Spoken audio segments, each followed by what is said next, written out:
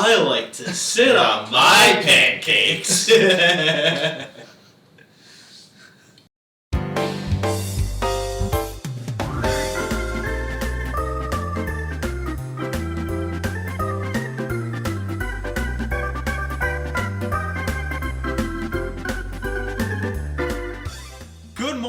Good afternoon or good evening, where the hell you're listening to this. You're listening to Fat Unathletic Nerds talking sports and sports power with dad bods. This is your host, JackKnife, alongside with your other hosts, Tommy Joe and the Zach Daniel. How are you doing, guys?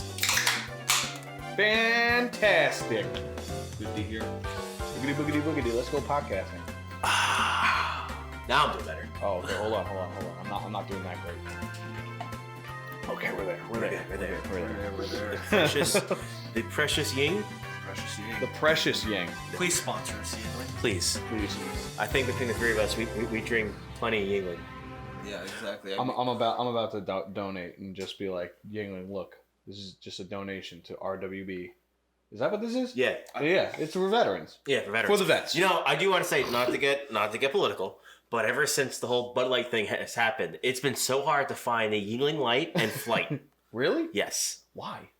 Because they're not drinking Bud Light anymore. Oh, shit. They're going to drink other options, and now they're drinking. Because earlier this year, I decided, hey, I'm going to start drinking like Yingling Light or Flight because it's they got to get on it. It's a little less, The liquor store by my house doesn't even have Flight, which annoys me. I know, because I'd rather drink that. I mean, this is still great. Don't get me wrong. I've never had Flight. Flight, it's like their version of Michelob Ultra. Oh. Yeah. Oh. Okay. Well. That's okay. It's as long as it's Yingling, I know it's good. Yeah, it's good. That's all that matters. But it's really annoying. Please make more. Please sponsor us. Please make, and that too. Or just send us a case of. Just make more. Just make more. Maybe one day they'll want to sponsor us. We gotta keep recording like we do. We've been doing the past few weeks. I think we're doing good. Yeah, I think we are local. Yeah, we do. In a sense. Yeah, we do. We got you, so. Yeah. We do got to figure out, what our niche is that separates us from the other podcasts out there. But I think we're figuring it out as we go. Yeah, well, we're fat and unathletic, so we got that going. But so are a lot of podcasters. Because the thing is, we're honest about it. That's the whole point. I agree. That's our thing. Yeah, fuck the gym. I heard fuck, and then the beginning of G, I thought the sound. I thought I was gonna be fuck the Jets. No. Speaking of the Jets, we do have a couple topics to discuss this week. Two of them submitted by our FUNTS listeners. This first one comes from my brother Nicholas Hassel, asking about the Quinnen Williams contract situation, how he did the whole remove the team name from bio shtick. I mean, obviously, he wants to get paid. Zach.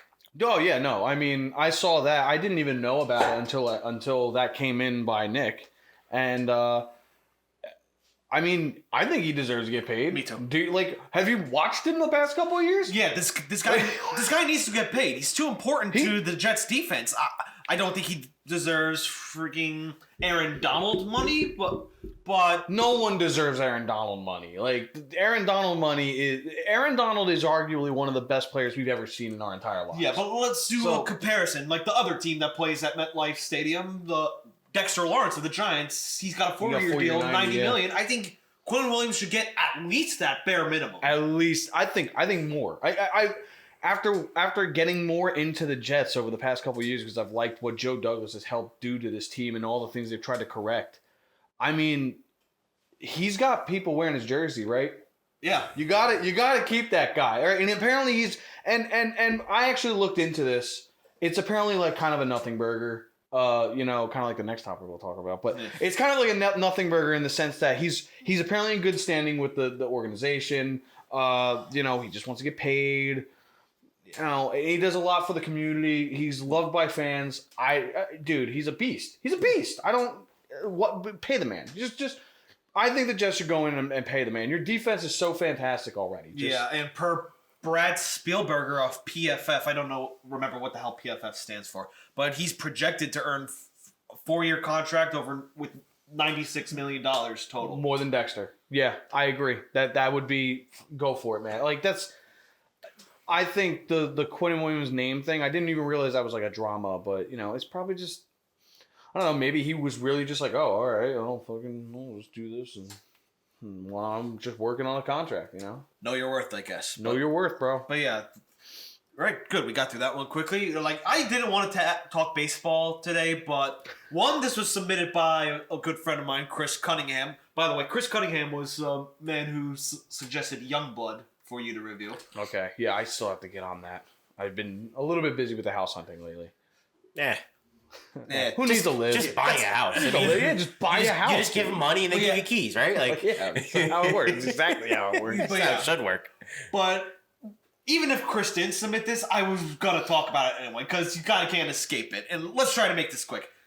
2 nights ago, at the time of this recording, it's May 17th, Aaron Judge hit a bomb after the camera showed him peeking into the dugout. The Blue Jays broadcast picked him up. He just gave the dugout a little side eye like this, if you're watching a video like what I'm giving to the camera right now. And immediately after, he hit a bomb, and obviously this leads to, sign stealing accusations, all that kind of stuff. During that at bat, Aaron Boone got ejected for arguing balls and strikes with an umpire. Yeah. So Aaron Judge's excuse was that he was looking at the dugout to see who's still yelling at the Blue Jays dugout, because the Blue Jays and the Yankees love to yell at each other. You were going to say something, Tom? Never mind, I heard you make a sound out of it. But anyway, don't make fun of me. Oh, yeah, no, I'm looking at Zach. I can't see out my left eye. You should probably get that checked out. But in an article in The Athletic, I think it came out today, the Blue Jays pitcher, Jay Jackson, basically admitted to tipping pitches. And here's what I gotta say. This would almost be a nothing burger if it weren't for Domingo Germán getting ejected last night, because that will only exasperate the whole, the Yankees are cheating storyline. I mean, he was warned, Germán was warned earlier in the season, and if I'm not mistaken, by the same umpire crew to, get that sticky stuff off his hands. Don't have too much of it, or don't have too much of it on there. And those umpires who warned him were like, listen, we warned you so many times. We have to eject you now. And now he's getting the 10-game suspension. But all that aside, yeah, that's cut and dry. But yeah, the Yankees are cheating because you hung a slider, the 6th slider thrown in a row, over the plate, and he creamed it.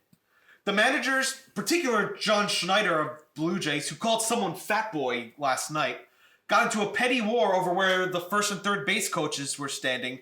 And I'm like, this is so stupid. And last night, Judge hit another bomb that actually broke like a sign in center field. And I'm just so glad he hit another bomb. And as he touched home plate, he did a petty cover my eyes celebration.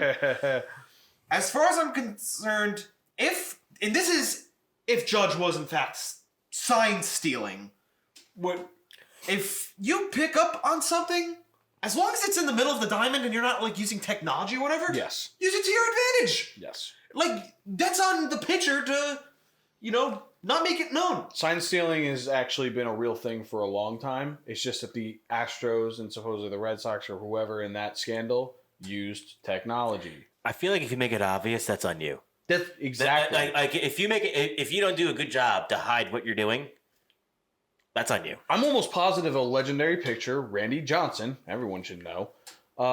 I think I heard him, some legendary pitcher straight up said, I tipped all my pitches.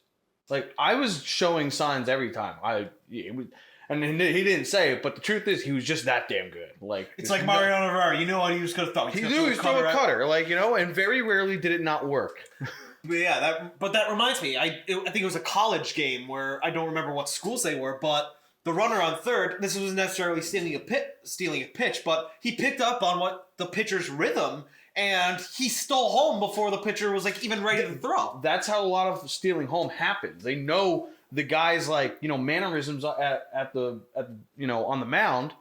If you catch it and you're fast enough, you might as well like take a couple steps, and then the moment you find that opening, as long as the guy gets a take sign. Isn't that like part of the sport? Yeah. Yeah, like is. Isn't that stealing signs, figuring out how isn't that part of the sport? It is. Think about it like, let's say another sport, like you're a quarterback and you recognize like a play call by the linebacker. Right. It's like, I'm going to change the play because I just picked up exactly what's going to happen. So it's like in NASCAR. Sometimes certain races they'll they'll have code names for what they're doing on pit road. Yeah. If you can figure it out, you can figure it out. I mean, that's. I think after the Astros thing, people have just lost their fucking minds over it. Like they're just looking for the next scandal. Even as the victims of it.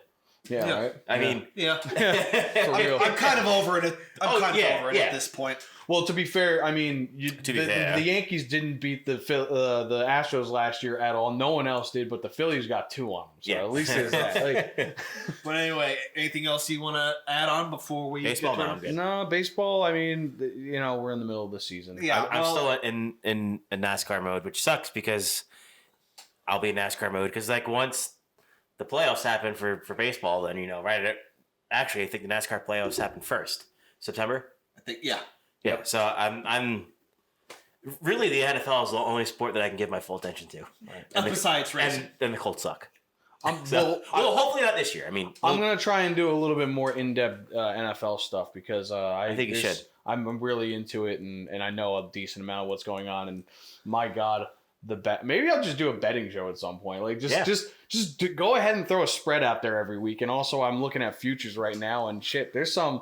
Do you know what betting does to you? Like you look at what these sportsbooks put out there, and it's like you can bet on the exact order of how a division's gonna finish. And I'm looking at those like, fuck, some of those are pretty good. Like just throw $10 on it, you get some good money.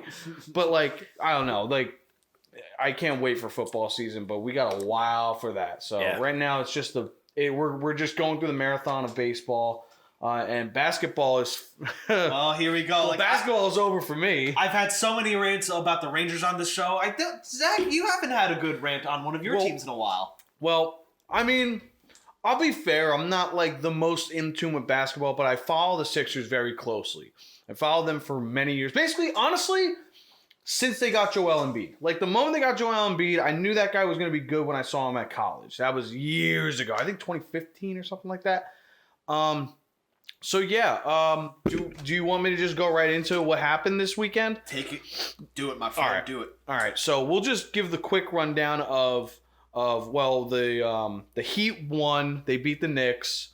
They're moving on to the Eastern Conference Finals, and on the other side you have the Nuggets versus the Lakers.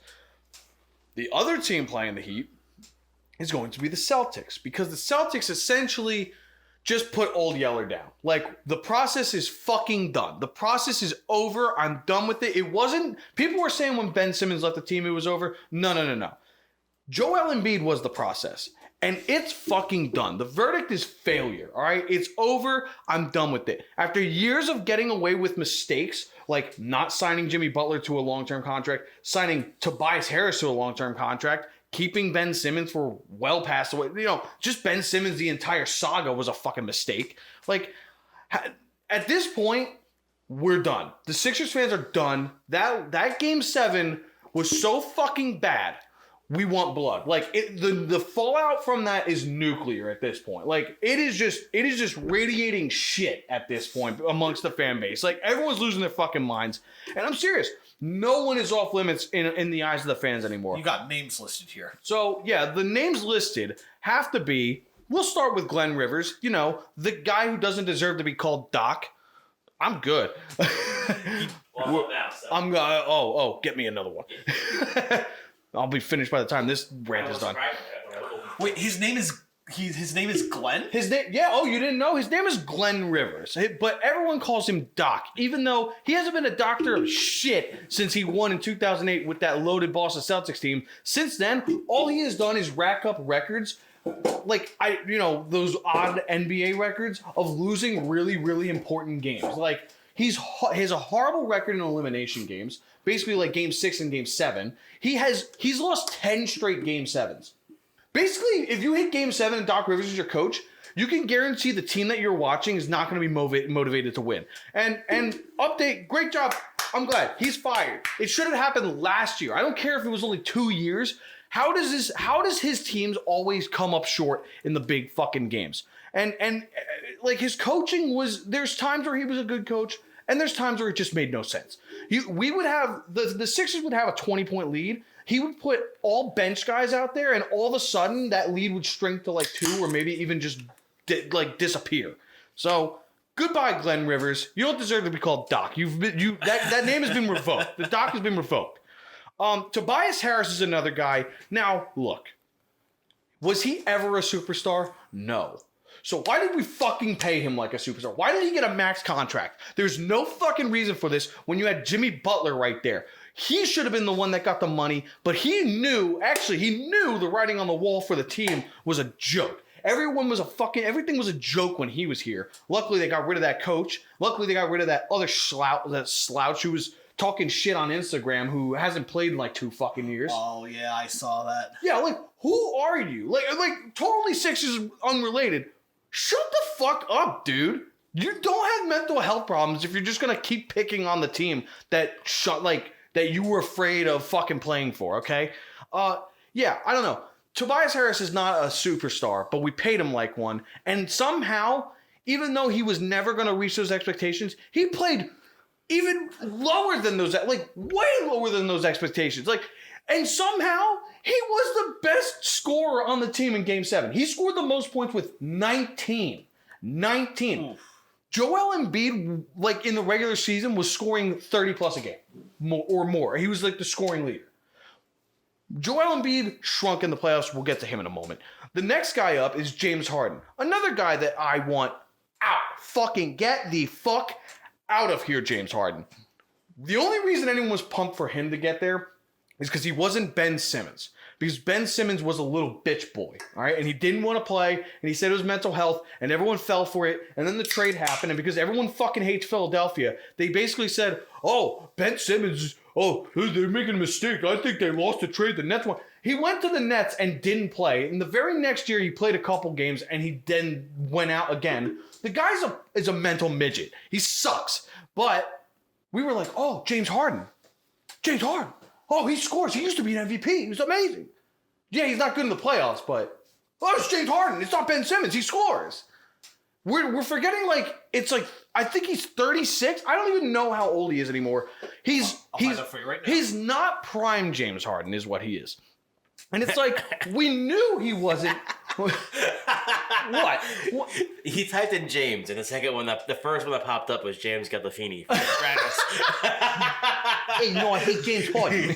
But James Harden is 33 years old. 33. He plays like he's 43. Like it's unbelievable. The guy looks so lost. But here's the funny thing: he had an amazing game 1 and a game 4. Is he had 33 old for NBA?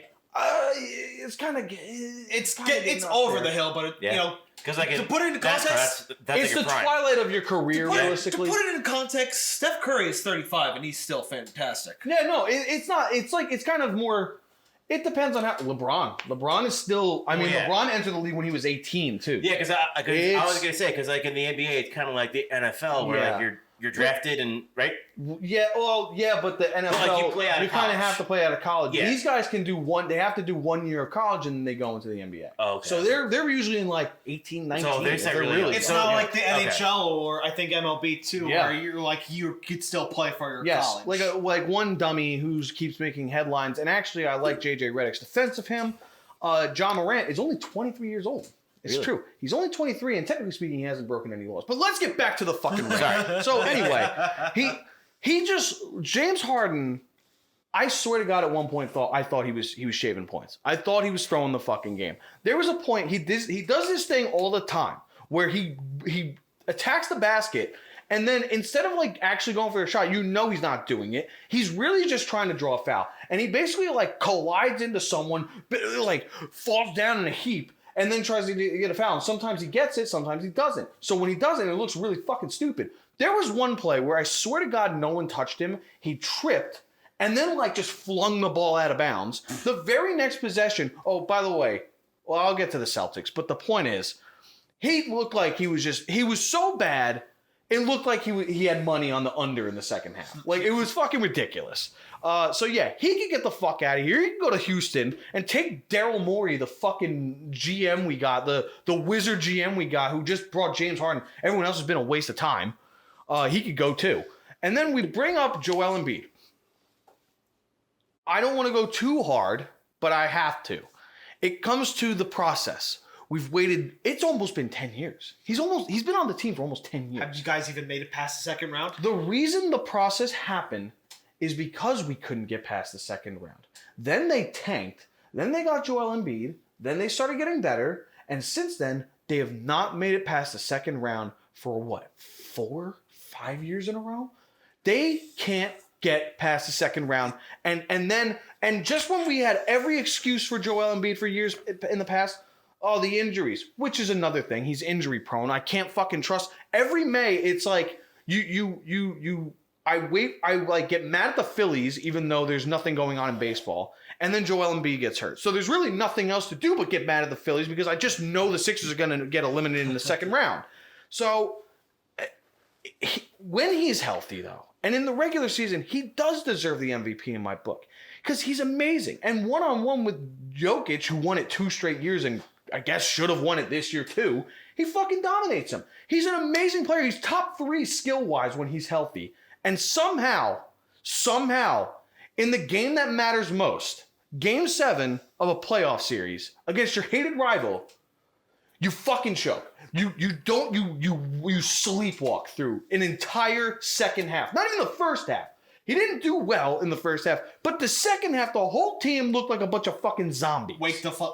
Need you guys to wake the fuck up. I was watching the game and I turned it off a little over halfway through the third quarter because once for some reason, even early on, once it got to 7 points, like a 7-point deficit, it just felt over. I was watching and you just look at it and you're like, no, it's not there. They're not there. They're not there. They're walking.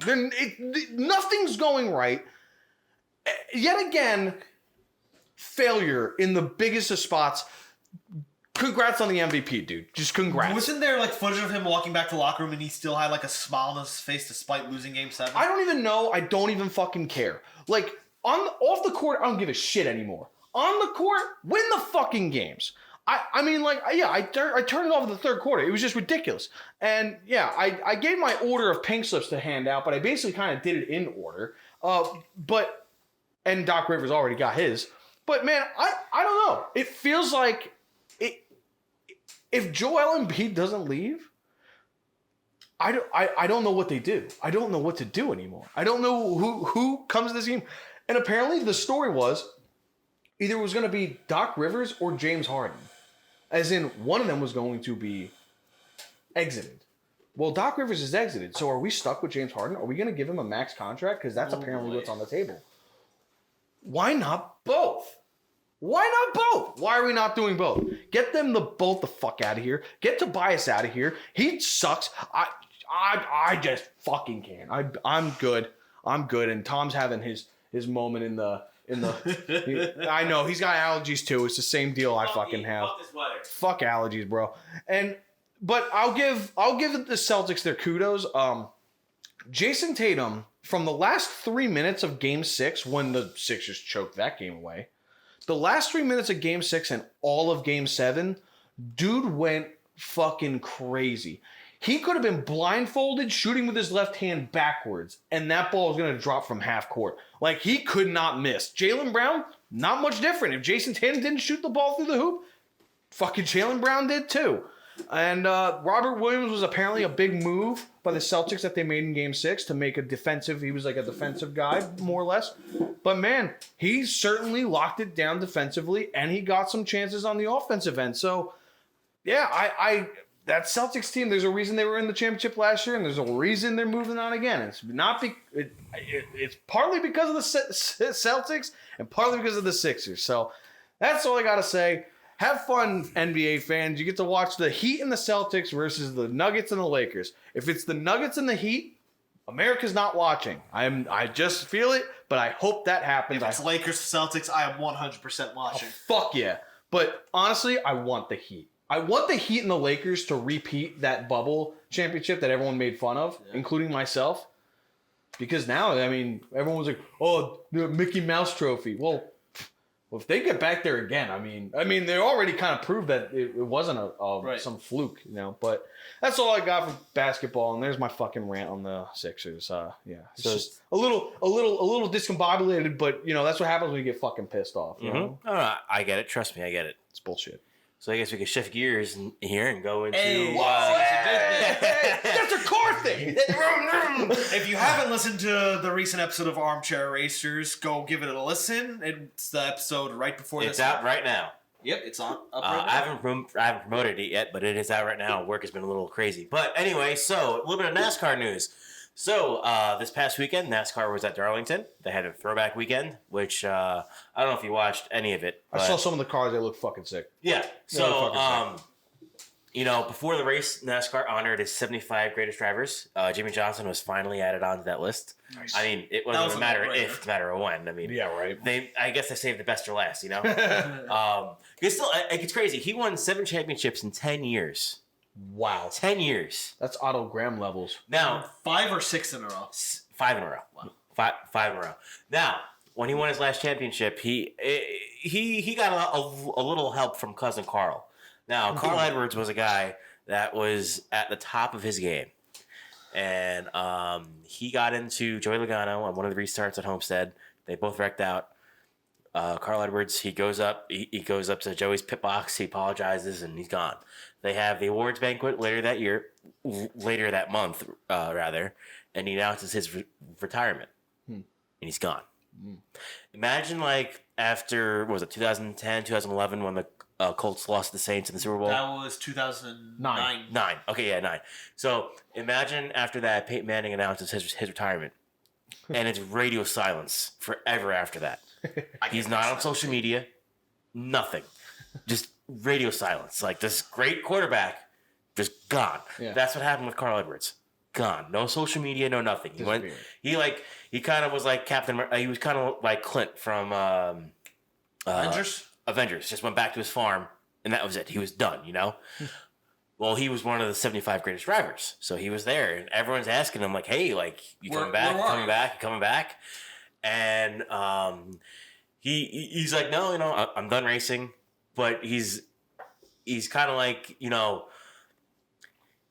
if he were to come back to another race, it might be enough to pull him back in, But because he didn't win a championship, but he was with Roush when they were finishing second to Hendrick Motorsports all the time, and then he went to Joe Gibbs Racing, and then after that race, I don't know what it was, but he just quit. Yeah. Literally top of his game, just quit. Wow. It's crazy. Strange. And then the Ross Chastain Don't Give a Fuck tour made another stop in Darlington this weekend. And so throughout the race, Larson and Ross were, going back and forth. They were probably the 2 fastest cars all day. And then on one of the last restarts, the second to last restarts, or third to last restarts rather, Larson doors Chastain. Basically, he doesn't wall him, but he gets inside of him and he pushes him up. They make contact. He gets into the wall a little bit. Nothing bad. But as that happens, there's a wreck that happens behind him. So that brings out a caution. So then when they restart the next one, Ross is the leader. So Ross, because the leader can choose which lane they start in on the restart. Right. I mean, they all can now, but the one that really matters is the leader. Yeah. He could start the top line or he could start on the bottom. Right. He chose the bottom, and he just full sends it into turn 1. And Walls Larson. I don't know if you saw this, Zach, but I didn't get to see it yet. Larson. So they here's Chastain, here's Larson. They're going into turn 1. He goes up, he hits him in the wall. Now Larson and Chastain are like this. Oh man! And Larson literally just drops a gear and pushes Chastain a good 500 feet. Just pushes him he doesn't throttle down. You just keep pushing him. You can hear Ross's spotter go, "Still pushing you, still pushing you, yep, still pushing you." And then eventually, they get out. Now both their days are done. Neither of them are winning. William Byron ends up, getting the win. Nice. And after that, they asked, they had Jeff Gordon and Rick Hendrick. They're the 2 top at Hendrick Motorsports now. And that was the 100th win overall for them. Yes, so that was the 100th win for the 24 car, 7th win for Byron, and 296 wins for Hendrick Motorsports.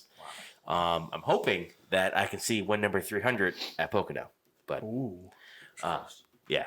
And they already have the all-time record for wins as far as teams in So they're just NASCAR. yeah. Because the record was 269. That was Wow. the record. Yeah. 216. And Kyle Larson got that one back in 2021. So that's how many wins they've gotten since 2021. What the fuck? Yeah. God damn. That's insane. I mean, there's I know four there's guys, a lot. but I know there's a lot of races per year too. yeah, there's 36, but Yeah. still, I mean, to That's get a that fucking lot. because I think that was the Coke 600 in 2021. Wow. When that was his first win with Hendrick, and that was when I believe that was when 269. To get 32 to get 32. Yeah, that's less than 2 years later. Yeah, that's crazy, right? Wow. So Rick Hendrick pretty much says, "Hey, Chevrolet, if you don't get this guy in order, you stop wrecking my race cars, we're gonna fight back." Because like there's like pecking orders in like teams. You know, like Rick Hendrick is the Chevrolet team. You know, Trackhouse, which is also the same team that Ross races for. They're also the Chevy team. But you know, I would say they get Hendrick engines. No, they get their engines from RCR, I believe. Because I would say the pecking order for at least for Chevrolet would be Hendrick Motorsports, and I'd say it's kind of a toss up between RCR and Trackhouse. But Ross Chastain hasn't won a race in over a year. Damn. But he's still the points leader, so he's doing something Really? right. Yeah. What the fuck? And up until this point, Justin Marks, the owner of, co-owner of Trackhouse, the other guy, you might have heard of him. He's a singer, Pitbull. Oh yeah, I remember hearing that. Yeah, Justin Marks has always been supportive of Ross and whatever he's doing, and he's always been, hey, that's my guy. That's how he's going to race. That's how things are going to get done. But on Monday, he went on Sirius XM, and he was talking, and he was kind of. This is the first time he ever like backpedaled about talking about Ross. That you just have to change. We just have to perfect him in a way. Is what he was saying. It was like we have to get him to win races more. Well, yeah. And he can't be wrecking other Chevys, because like Rick Hendrick won't mind losing to another Chevy, but he doesn't want to get wrecked out of a win, especially from another Chevy. Because like Rick Hendrick has dealerships, he's selling Chevys. You know what I mean? Yeah. So like he's high on that list for Chevrolet. I think he's got a little pull, guys. A little bit. A little. So it'll be interesting to see, what happens going forward. Now, this coming weekend is the All-Star race at North Wilkesboro, which I've talked about you guys before. The track that came back, is this the first venue race in North America that came back? What's going on today, by the way? Sorry to interrupt. Today? So there's a Cars Tour race. So Cars Tour is another racing series. They race late models. Okay. Actually, Dale Jr., Kevin Harvick, Jeff Burton, and another one are now owners of that tour. But they're racing. They're kind of like a smaller, localized series in the Southeast. I saw a post about it today, and I was like, "What's going on Wednesday?" Yeah. So they qualify today, and then I believe the race is tonight or either tomorrow. I believe it's tonight. But they might have another race tomorrow. I'm not sure. I saw the picture earlier today. Yeah, it was like there's midday. definitely a race tonight, and that's going to be pretty entertaining. But you have the trucks racing on Friday or either Friday or Saturday. I forgot which is one. But you have a lot of Cup guys racing in the truck race. You get to get a little bit more experience, and you have some Cup guys racing in the Cars Tour today. Now, the cool thing about that is that this track, no one's raced there since '96. I have no idea. This Cup car, I think, like 3 drivers did tire tests for Goodyear. Like one from Toyota, one from Ford, one from Chevrolet. But that's really not, like they might have like a little bit of an edge. But this is essentially a brand new track to everyone because no one's raced there. So it's going to be interesting to see what happens. But there's also not a points race. The only thing on the line is that $1 million paycheck for the winner. So Ross Chastain can just kill whoever he wants at that. or Ross could get what he's been giving out. It's like, I don't have to worry about. I don't have to worry about like. Well, see, that's what I'm saying. Points. Yeah, that's what I'm saying. I think it's just gonna be a fucking. Yeah, you're right. Everyone else is gonna be like the worst that could happen is like you lose points, but it's not like you're taking yourself out at the beginning of the race. Yeah, that's what I'm saying. And I know I mentioned it. I think I mentioned this on here last week. I know I mentioned it on Armchairs, but Alex Bowman has been out due to back injury in a sprint car. I think I showed you guys the video of him just tumbling in over there because he Really got a back injury in his upper back. He's still complaining about pain, like laughing, coughing, or just there's still pain. If he doesn't come back Sunday, which is looking not likely, Josh Berry, the one who's filling in for him, he's going to have to race his way in through the open. So basically, there's the All-Star race. I believe I'm not too sure what the layout for this one. Maybe there might be a couple of heats for the open race. Maybe there might be like 2 or 3 spots that you can win and race your way into the All-Star race. But then there's also a fan vote. So all the fans will vote. Anyone who's not locked in, they'll the person that wins that will get in. Now, if the winner of that races their way in, whoever gets second, third, or fourth, whatever, in case the top 3 of them are all like the top 3, it'll be the highest one not locked in will get his start in the All-Star race via fan vote. Okay, but I'm really excited because this track has not been. This is now the oldest track surface on the NASCAR circuit because this hasn't been paved since the 80s. Oh shit! So there's very, very little grip. To make good racing, you need a couple things. You need tires that wear. You need a lot of off throttle because when you have a lot of off throttle time in the corners, that's where you can pass. That's what makes for good racing. Like a big issue with this current car, there's not enough off throttle time in the corners because the corner speeds are so fast that they don't have to decelerate or they can downshift if they mess up, and it kind of comes down to who comes into the corner hot. Yeah, or makes the right move at the right time. I guess. Hopefully this becomes more of a driver's track, and you see some really good short track racing because this track is really unique in its shape and also the elevation. So in the backstretch, it goes up a little bit. The elevation goes up from 2 to 3, and in the front, it kind of goes down from 4 to 1. So it's a really interesting track. I'm hoping this is what I hope for. Do I think it's going to happen? I don't think so. But you have 2 things here. You have the Darlington spring race, which is on Mother's Day, which I don't know why they're racing on Mother's Day. I'd much rather go take my dad to a race on Father's Day than take my mom to a race on Mother's Day because they're not racing on Father's Day. I think you talked about this in the past 2 episodes of We have Mother's Day happen this past weekend. Yeah. So I think what they should do now, both tracks are owned by so NASCAR owns about half the tracks, and this other company called SMI, Speedway Motorsports Incorporated, they own about the other half of the tracks. So Darlington's owned by NASCAR. North Wilksboro is owned by SMI. SMI kind of owns the All-Star race. NASCAR kind of owns the throwback race. Okay.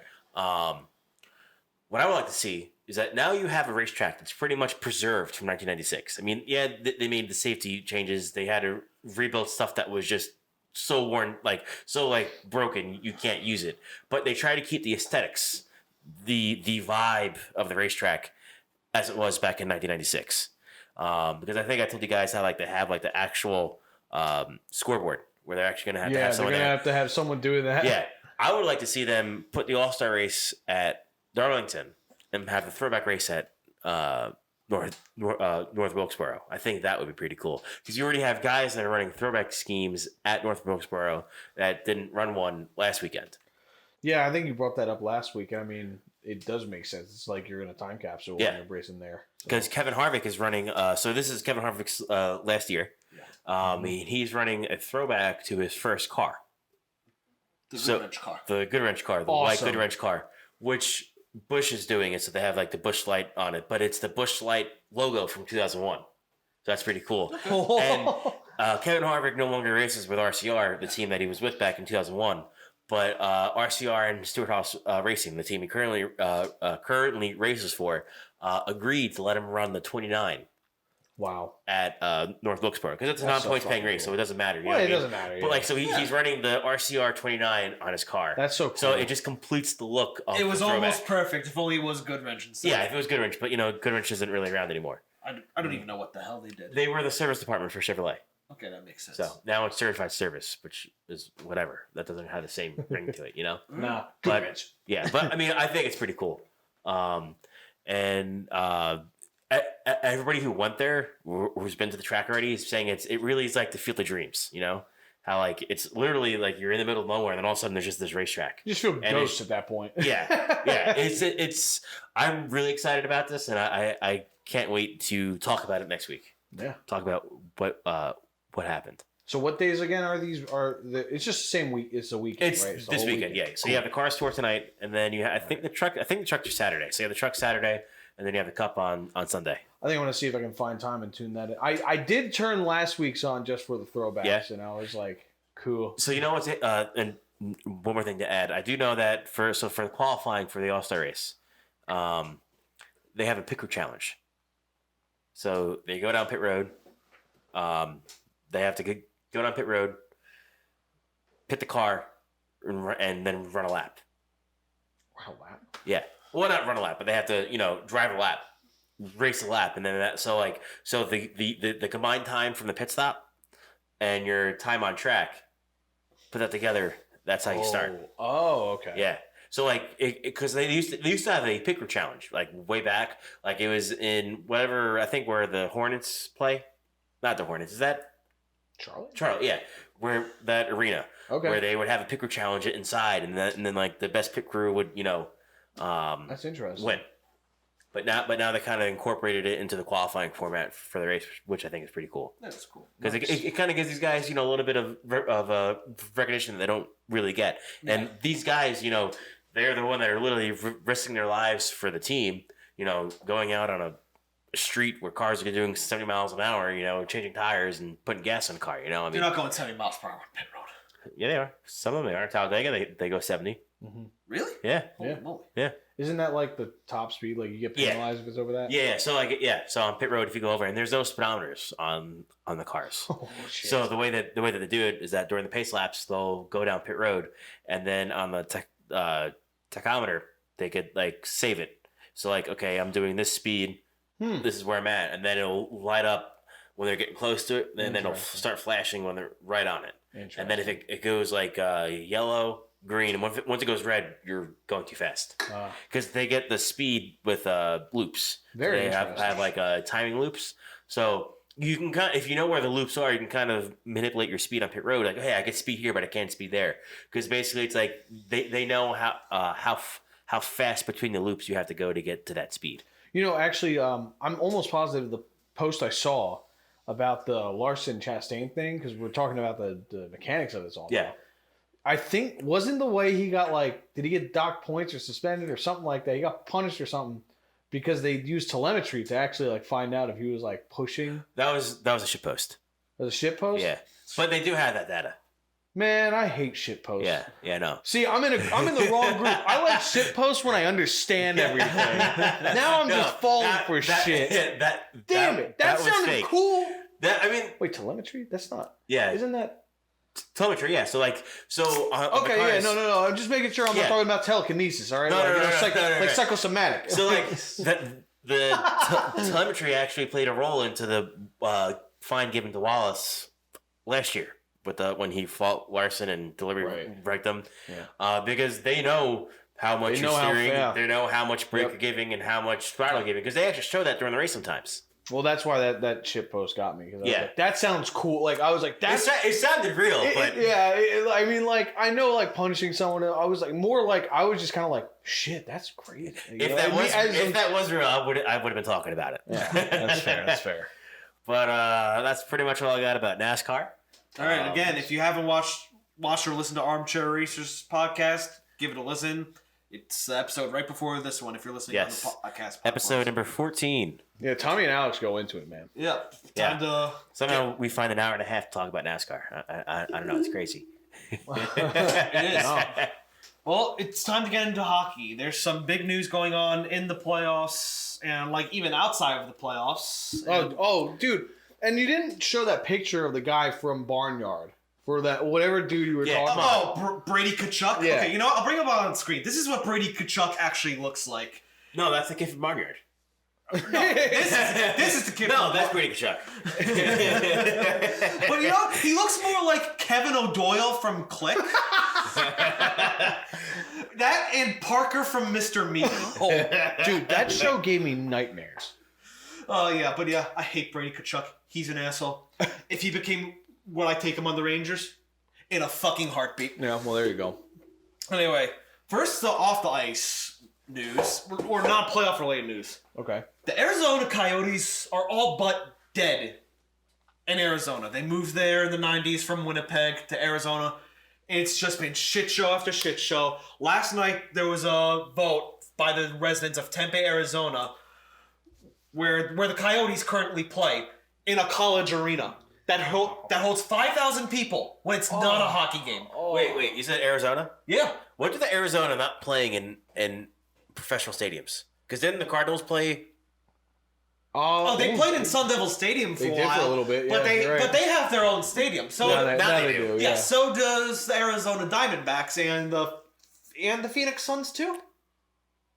The Diamondbacks have their own stadium. Yeah, that's what I'm saying. That's what I'm saying. They have their own stadium. The Suns, I believe, do too. Yeah. But yeah, the Coyotes had their own arena. Then there was a shit show there, so they had to move into Mullet Arena, which is where the Arizona State Sun Devils play. The Mullet Arena? Yes, Mullet Arena. I shit you not. I like that place. Yeah. Tommy, you should get sponsored. But when it's a hockey arena, it only sits like a little over 3,000 people. But there was a proposal for $1 billion arena, or more so like an entertainment complex for Tempe, Arizona. And to no surprise, the residents of Tempe voted no on this. And like, whether a city cares about a sports team or not, to foot the taxpayers with the bill for the new stadium is not a good look. Especially if they're not freaking going to the games in the first place. It's like, come watch our games, come watch our games. All right, here, you're giving us money anyway to, build our new stadium. But yeah, the NHL, as far as we know, right now, the Coyotes are still going to play this current season in Arizona, but the next season. The next season, correct? Right, the next season. Okay. The next season, the season after that, it's up in the freaking... Up in the air. Yeah. If it were up to me, this will never happen. I'd put them in Quebec to resurrect the Quebec Nordiques, put them in the Atlantic division, and then put the Detroit Red Wings back in the West. But that'll never happen. One, Gary Bettman hates Canada. I'm just kidding. And the Detroit Red Wings being a Western team, even with an Eastern time zone, would piss off the fans. That would be a lot of 10 o'clock starts for them, which is why they wanted to go into the East in the first place. Wait, start times are a problem for hockey fans too? I'll get to that later. I know exactly what you're alluding to. I'll get to that in a little bit. But yeah, in reality, they're likely going to move to a city that's going to still be in the West. I've heard Milwaukee come up because Wisconsin really is a great hockey state. Really? Houston's been a big name. Atlanta makes no sense to me. Twice an NHL franchise has failed there. Really? I don't know if you know this. The Calgary Flames were originally the Atlanta Flames. Really? Yes. I had no idea on that. They were always Calgary for me. Yes, Tom. Another beer, please. Yes, Tom. Another beer, please. And even though I'm still working on this. Obviously you know who the Winnipeg Jets are, right? Yeah. Do you remember the Atlanta Thrashers? Oh, the Winnipeg Jets are the Atlanta Thrashers. Oh, you're right. Okay, the Thrashers existed for how long though? They were a little over a decade or so. I don't know, but like the thing is, hockey's not really welcomed or doesn't get a big reception in Atlanta. So it's all about. I wonder why they wouldn't. I mean, it's not like it's a cold climate. Well, there's the thing that's the thing about sports. If I could just real quick tangent is that like. You gotta have the city. And that's the thing with like Oakland is gonna end up moving to Las Vegas, not by the way of the fans. The fans fucking love the Athletics. They hate the ownership. And that's the problem. Nobody cares about the Coyotes. It's somewhat similar. Like the Coyotes do have like a small nucleus of fans. I do feel bad for them. Their jerseys are freaking beautiful. Oh, they are cool. I've seen them. But they still don't. But it's nowhere near the level of scale that the A's would have support in Oakland. No. But anyway, speaking of warm climates, guess we can move on. The Final Four is set for the NHL playoffs, and the Final Four cities are Fort Lauderdale, Raleigh, North Carolina, Las Vegas, and Dallas. Oh, that's right, Dallas. Yeah, they beat the Kraken. How do they keep the ice cold? They have Richard Mille. I don't know how to anyway, in the East, you got the Carolina Hurricanes versus the Florida Panthers.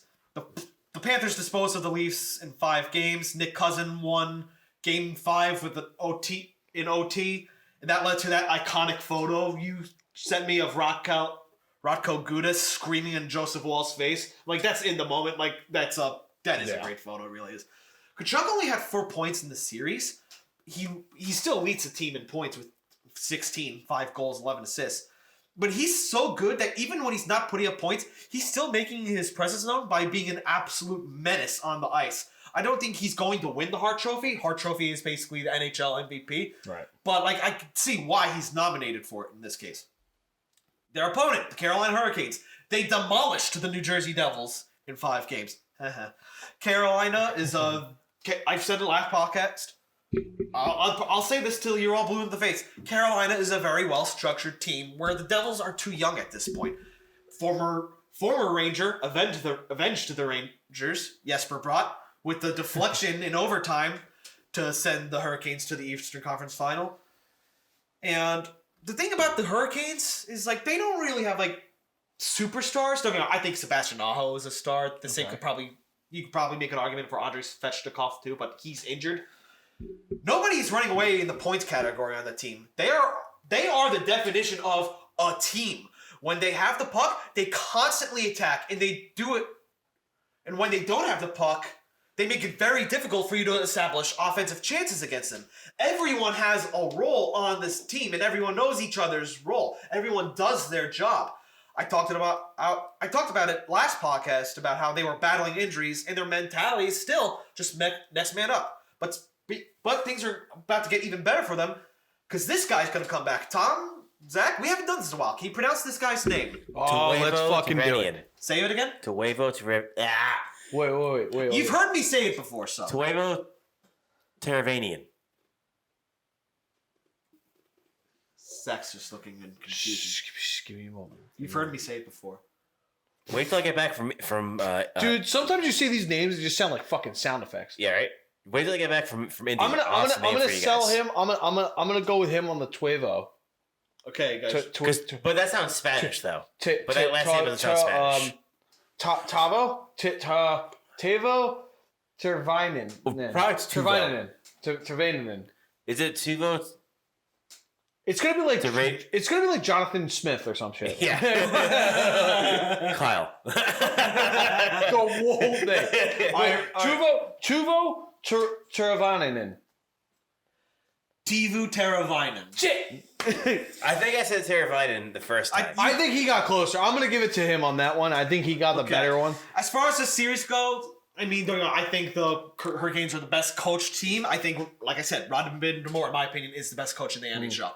But I think the Panthers are just right now the team of destiny. They are the hottest team in the league, and I'm giving the Panthers in 7 because of all the momentum they have going. Carolina has momentum too, but the Panthers took down much tougher opponents in the Bruins and Maple Leafs. No one respected the Panthers. No, because everyone thought they were going to be gone in the first round. Me too. I admit it. Everyone. I mean, why would you think that they're going to beat the team with the most regular season wins in league history? I mean, like, no one should stop saying that for quite some time.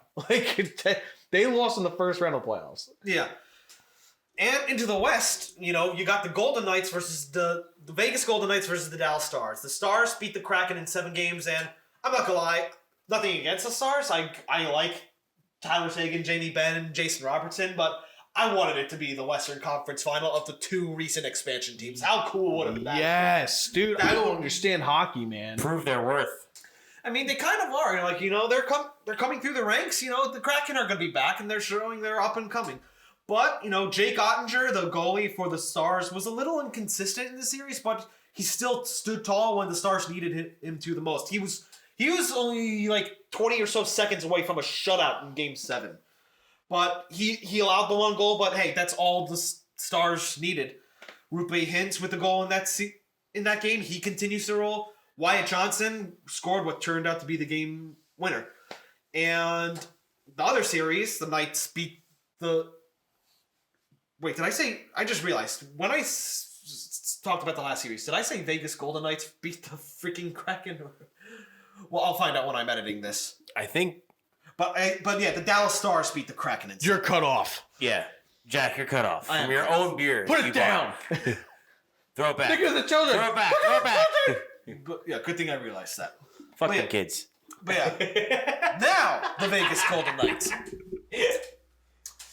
Now the Vegas Golden Knights beat the Oilers in 6. This was a very chippy series. This led to like a couple of suspensions, like handed up to the guys like Darnell Nurse and Alex Pietrangelo, and like they had to be given out. I'm not going to go into too much detail about those, but I'm not surprised by this. As I've said before, the Oilers are very top heavy. They rely too much on Connor McDavid and Leon Draisaitl. Vegas, like Carolina, overall is again a much more complete team. The definition of a team. I think they got more star power than Carolina, in fact. And after flubbing last year, they didn't make the playoffs. I don't think anybody is stopping them this year. They've been competitive almost the entire time in the 6 seasons they've existed. And I think the move to get Jack Eichel, who currently leads the team with 14 points, 6 goals, 8 assists, is what put them over. That and they got a competent coach in Bruce Cassidy. So, and here's another note. Las Vegas, out of all the 4 teams remaining, Las Vegas has the most previous Cup winners, with 6 on their team currently. Now, diehard fans, I think maybe people who would say this, would you put them in a DOF category? Dumbass hockey fans? I mean, Darf sounds good, but Doff? Dumbass hockey fan. Doof? Doff? Doff? Like, here's the thing. You got the people be like... Doff, yeah, Doff. But you got the people like, oh, this is warm climates. This isn't good for hockey. Blah, blah. I'm like, I get that. The whole warm climate thing, especially like after what I just talked about, what's happening in Arizona. Right. I get that. Can I just add something here about warm climates? Sure. So, like, hockey's weird to me. I mean, I'm not shitting on hockey here. Not at all. But, like, I mean, we live in New Jersey. It gets cold. There's ice. Hockey's big around here. I mean, I'm sure hockey was big in your high school. Hockey was big in my high school. I didn't have hockey in high school. Well, hockey was big in our high schools.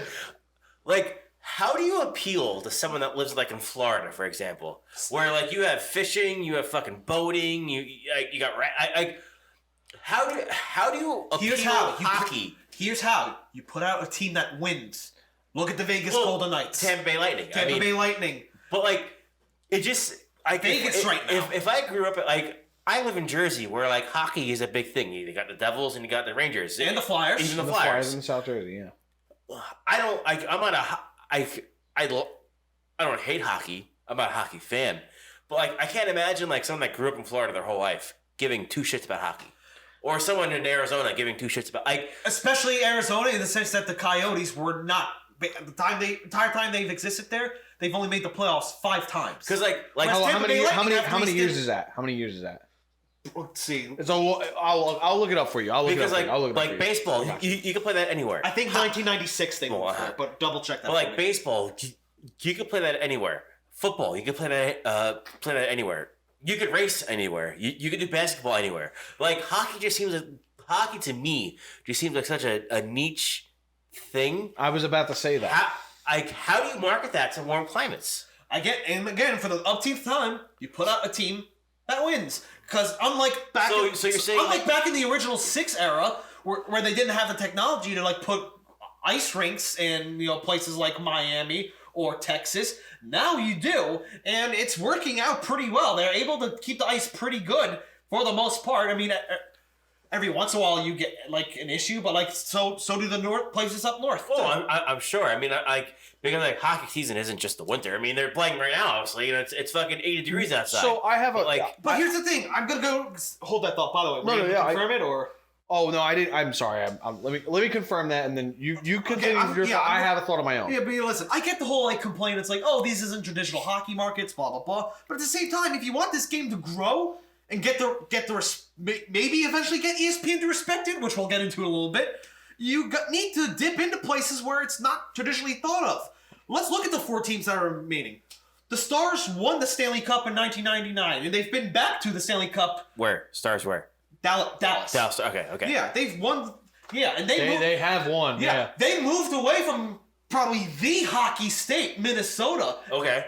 And they have a very good following there, and they've had a large following ever since.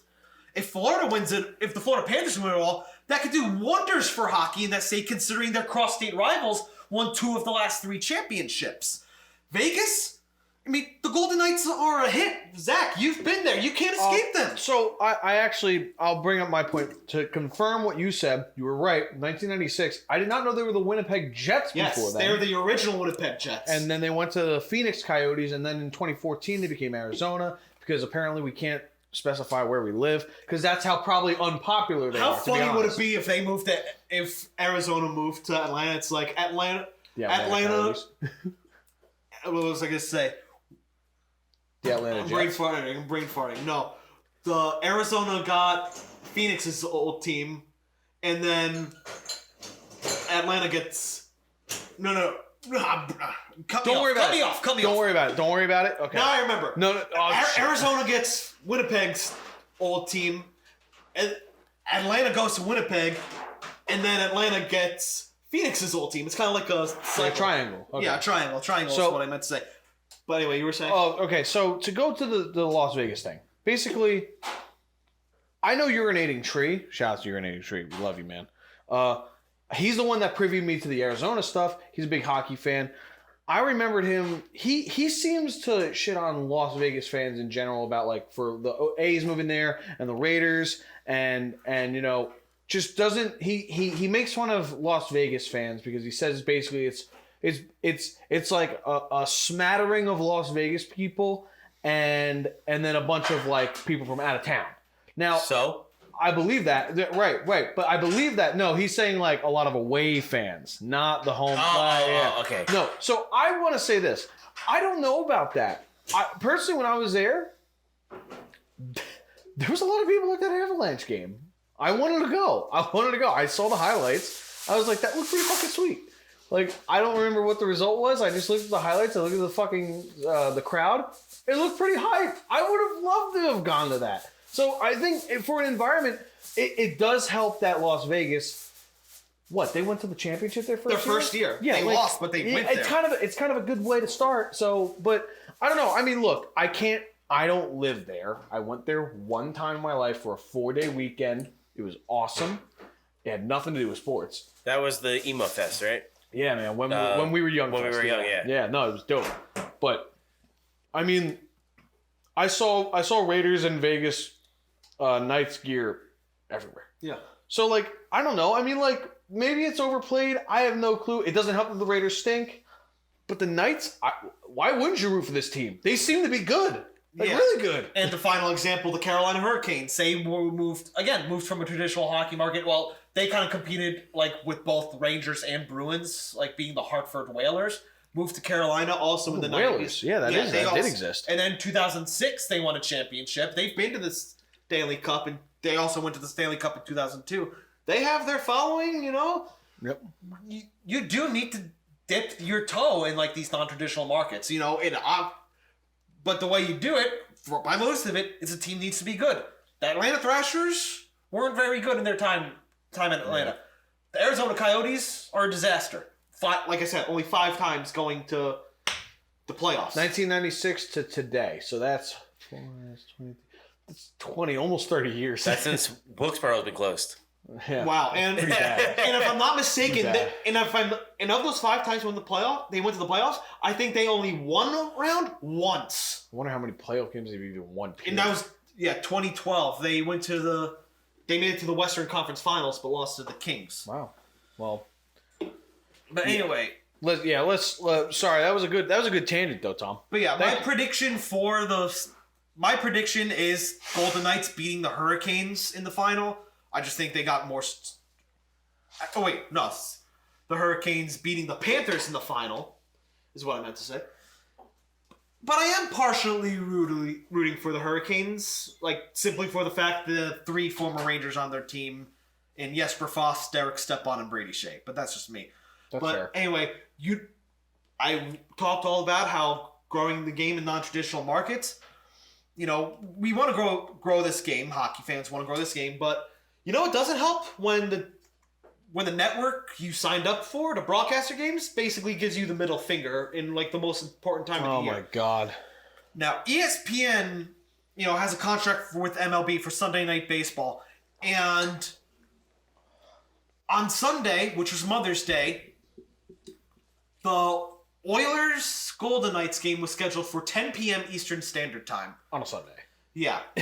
Now, the NHL tried to get the start time moved down to maybe 6, 7-ish, something like that. I don't know. And the MLB was like, no. And I was listening to listening to Spit and Chicklets this week, and Whitney said it's basically 70% that ESPN's fault, 30% the NHL's fault. Because what the NHL wanted was the hockey game to be moved up to a more convenient time, so people on the East Coast could watch, and the baseball game get moved to ESPN too. Right, that would make sense. MLB said no because apparently MLB sued, either almost sued or did sue over a similar situation in the 90s. Now this is what an insider who works at ESPN told Whitney. And listen, I do give the NHL a lot of blame for lacking the foresight of this happening when they took the deal with ESPN.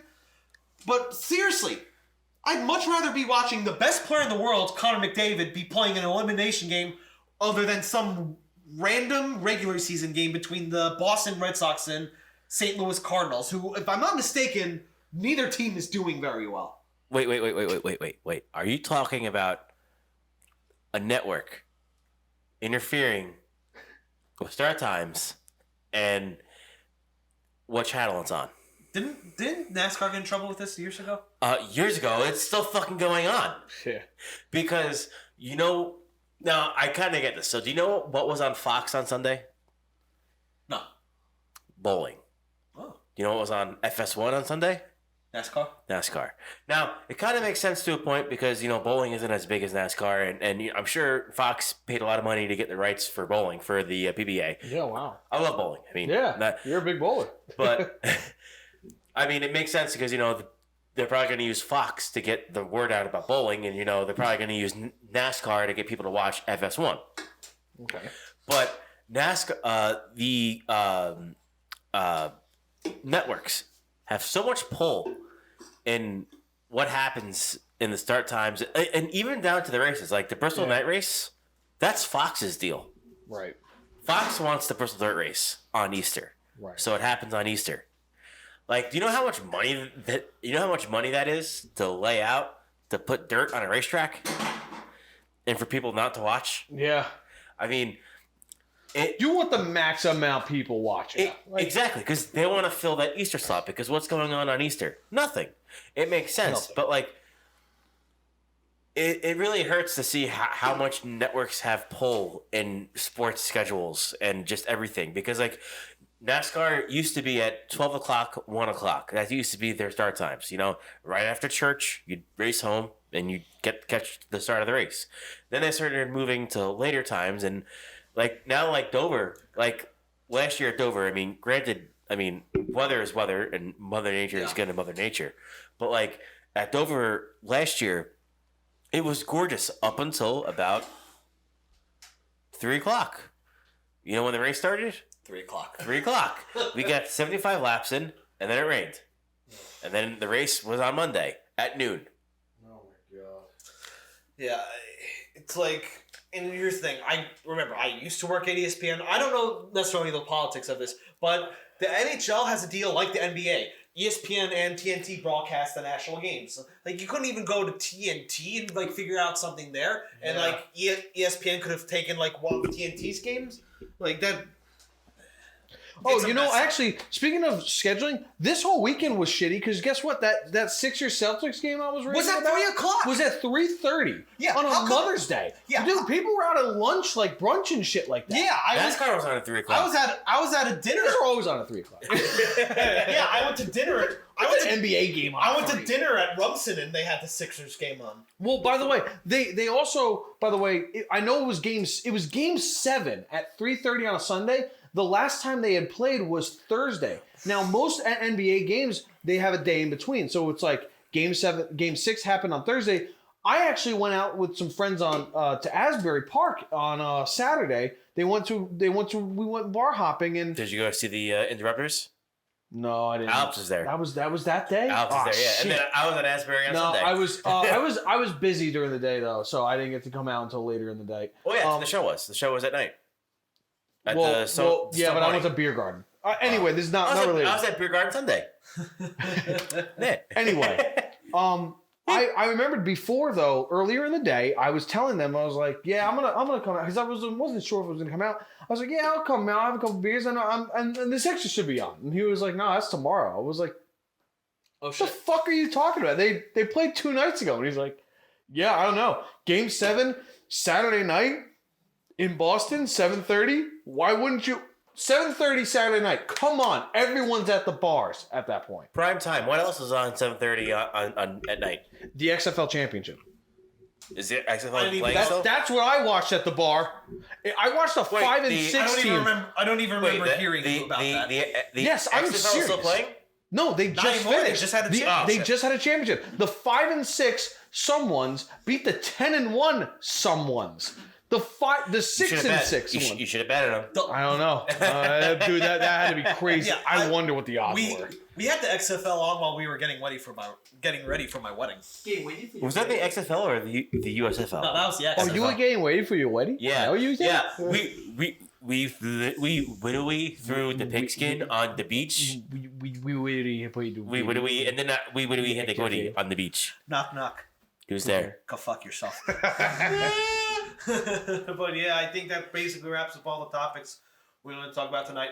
Next week, if there's going to be a regular FUNTS episode, it's going to be up between you guys to figure something out, cuz next Wednesday, I'm going to be my cousin's confirmation sponsor. I'm probably going to step in that church and then immediately burst into flames, knowing me. But one thing I want to add before we go off. So I also had a thing to add before we go off. Actually, Jack ended it prematurely. Man, I know how you are in bed now. Anyway, Zach, you first. You made the biggest smoke. Well, this is it was hockey related, but he went into the ending. It was actually hockey related. So the Flyers, I'm a big Philadelphia fan. They hired Keith Jones as the president of operations. Keith Jones was for 20 years a co-host for the morning show, and he was a former player. He was yeah, of course. The way I know, I'm giving kind of the way I knew him. So it's about like Pat McAfee.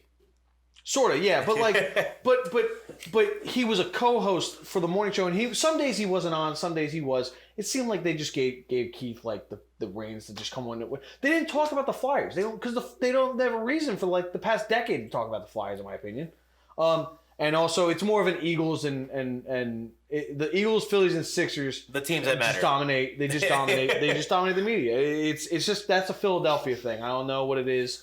But either way, what's great is lately they've been talking about hockey, even a little bit. And what's been going on is a lot of the people working at 94.1 WIP, shout out to them if they're listening. They're not listening. But they have been talking about it because they know Keith Jones personally after 20 years of doing co-hosting, and they're saying a lot of good things about it in the sense of, well, you know, look, it's like I'm not even trying to, I had one guy say he's not even trying to cap for him. He knows the sport still. He was a broadcaster too. He was a commentator. He does he both called games and he was like a intermission kind of personality. The guy knows his stuff. Yeah. He knows the game. It's evolved. He's evolved with the game. They're saying he knows his stuff. Maybe we'll see some change. And what's so cool about him working in WIP, I haven't listened to the segment. I just found it actually on WIP's website. He apparently went on one morning. He made his return because he actually got off the air. The morning show that has been on the air for 40 years and he's been working with 20. They went off the air about 2 months ago. The guy finally retired. Yeah. Angelo Cataldi. I didn't like him. But anyway. Good, fuck him. Keith Jones decided to come back. And he took calls from callers for a full 4. He was there and he talked about everything sports-wise in Philly, whatever topics were top. But people called in and wanted to talk to him. And apparently there's an hour of him taking phone calls. Wow. I guess is that what you shared to the group chat?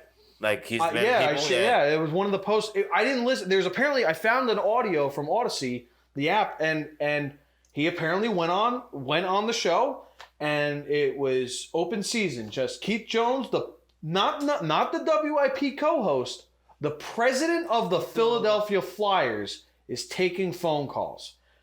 I thought that's fucking cool. He was a very funny dude. He's very funny. He is in touch with the fan base because here's the thing: the Flyers suck right now, but deep down, the fans really do care. They not like love an Arizona Keith Jones. situation. I'm gonna let you know they love Keith Jones. I don't even know enough about Flyers fans. I know that they're upset with how this franchise has been run. They like the people who called or listen to WIP, the Flyers fans who listen, however many there are, because they don't talk about the Flyers often. They like Keith Jones. So we might see a culture shift, which would be great. So that was my point. I've said time and time again, like you're a Philadelphia guy, it only makes sense for you to become a Flyer fan once you follow hockey. I like Keith Jones talking about other sports. I can only imagine what he can bring to hockey. All right. Anyway, Tom. So my thing kind of backs up, the whole broadcast thing. So did you hear that one NFL playoff game is going to be broadcasted? Well, not broadcasted. Exclusively it's going to be streamed Peacock? Exclusively at Peacock. Oh. Now, It was a playoff game? Yes. Now, me as an IndyCar fan, I've already gone through this because NBC has the exclusive broadcasting rights for IndyCar. I have Peacock just because, it is what it is. I don't mind it. Personally, I don't mind it. I fucking hate Peacock. Why? Because I'm a wrestling fan. And for some reason, whenever I've used Peacock, it sucks. Really? Yeah. So and actually, some of the people who listen to our podcast that are from my wrestling group are aware of this, and this has become a meme. I fucking hate Peacock. I mean, I already have Peacock because I like to watch IndyCar, and IMSA is also another racing series. God, you can get Shrek on Peacock. They're on. Yeah, you can. But what do you guys think of that? I mean, I think Zach's already saying that he hates it, but Jack, what do you think about having one game exclusively on a streaming service? This goes back into the whole topic of how many freaking streaming services do I need to have if I want to watch every game my team plays in? This is getting ridiculous. Well, Verizon has come out with this one thing that you can pay one price to get all your subscription services from. I haven't seen the pricing of it yet. I don't know. Dude, yeah, here's the thing. But I'm kind of with Jack on this in the sense of this. It's probably a good idea. The problem is, I don't know, man. Pick it. Are we cutting the cable on or not? or not? Exactly. Can we just get is there a way where I can just watch every sport? Is that what Fubo TV is? What is YouTube there? TV, you can watch local sports. Yeah, YouTube TV is apparently something I'm trying to look into. But the point is, am I cutting the cable or not? Yeah. Because, if you're going to have one game on the... Shit or get off the pot. Yeah. Every year, in baseball now, there's a lot of Apple TV games. Bro, at least I have Peacock. I don't give a fuck about Apple TV. What do they have? Ted Lasso? That's all I can think of. Apparently, I didn't even know that. Yeah. I've heard it's a great show. I guess I can't watch it. Yeah. Well, it's about soccer, so I don't care anyway. Peacock, I will say, I love streaming games live. It's great. But the thing is, it's a lot of people don't. A lot of people don't have... If you don't have it, you're pissing those people off. Exactly. See, that's... So there's rumors that next year NASCAR has signed a deal with Amazon to do the summer races on Prime. Right. Now, hopefully they get their shit together because I remember watching these fucking Thursday night football games. Oh. They were the broadcast was okay, but the actual picture was terrible. The quality would shit at randomly. It was never in 4K. I actually did like it. I think it was Steve Smith, Ryan Fitzpatrick. They had a good and RG3. They had a good panel. Whatever it was. No, RG3 is ESPN. They had a good panel, but I remember one time watching it and it was pure fuzz. It was like they recorded it with potatoes. Yeah. You couldn't even see what was going on. Because with NASCAR, I would love if they have a streaming option in addition to what they have on TV. Yeah. You know what I mean? Because I feel like with sports in general, you can't just go full streaming. You can't. Yeah. Because how are you going to play at a bar? You know what I mean? Yeah, I don't know if bars necessarily reached that point yet. So Yeah. But like, how are you gonna play at a bar? Game's not playing at a bar. restaurant? That game's not playing at a bar unless they ask for someone's password. Exactly. Like, it's just not gonna Because, like, happen. okay, fine. and you have to assume if they have smart TVs. Yeah. Because okay, fine. You're gonna play it on one. You're gonna play it on all of them. Like, I don't know the logistics behind streaming one device onto multiple TVs. What goes into that? But I mean, like, No, that's too complicated for bars to figure out. They don't give a shit about that. Exactly. They're just gonna play what's on TV, which is, I mean, like, you see, like the other night about that Saturday night that I was talking about with no Sixers game, no hockey game. The Phillies were on. There was a couple West Coast baseball games on, but MLB Network didn't play any of them. So on the screen, all I had was XFL, and apparently the 5 and 6 team was romping the 10 and 1 team. It's crazy. And after that game ended, it was like ESPNU and like College Lacrosse from like a day ago. It was like replay. I was like, dude, it's 10:30 or like 11 o'clock at night, and like I know that's late, but for people at a bar, that's not late. That's the beginning of the night. That's the beginning of the night for some people. But I was sitting there, I was like, damn, I can't believe I'm looking at these TVs. Like, there's no sports on. Yeah. Like, nothing really worth watching. Well, we're getting more sports definitely tomorrow because the Eastern Conference finals start tomorrow, Thursday, and the Western Conference final starts on Friday. So, Tom, is that all you got to say? That's all I got. Yeah, like I said, I don't know. As far as like a regular episode next week, it all depends on you two. I don't want to get anyone's hopes up, but We could try and make something work, right? We got. I can try it. Yeah, I gotta see what my personal life is going on with this. I can come to you if that's Okay. We'll easier. figure it out. regardless, I'll definitely be back in 2 weeks. But you'll still have Armchair Racers. I don't know. Who knows? Maybe we'll do Youngblood eventually. Yeah. But one thing's for sure: a new episode of The Cutting Edge is gonna come out next week. The script's basically done. I just need to record it, edit it, all that stuff. But yeah, that's basically all I gotta say tonight. Anything else, guys? You all done? No, I think I think we're good, yeah. Organically long one. This is good. Yeah, but this is good. This is a flow. Yeah, this is a good flow. It is. All right. Yeah, Thank you very much for listening. If you made it this far and like what you listened to, please like and share with all your friends. If you didn't like what you listened to, well, I thank you very much for making it this far. Why'd you listen this far if you don't like it? I don't What's know. wrong with you? What's wrong with awful. you for even listening in the first place? That's Exactly. my question. Be sure to follow us on Twitter and Instagram at FUNTS Podcast and on Facebook at Fat Athletic Nerds Talking Sports. Be sure to subscribe to us wherever you get your podcasts and on YouTube. This is JackKnife alongside the Zach Daniels and Tommy Joe. Have a wonderful night. Right-a-roo. Yeah.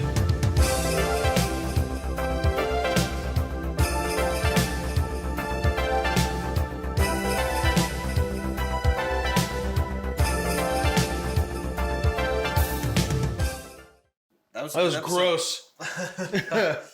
Did you stop it before that? No, it's still got. Good.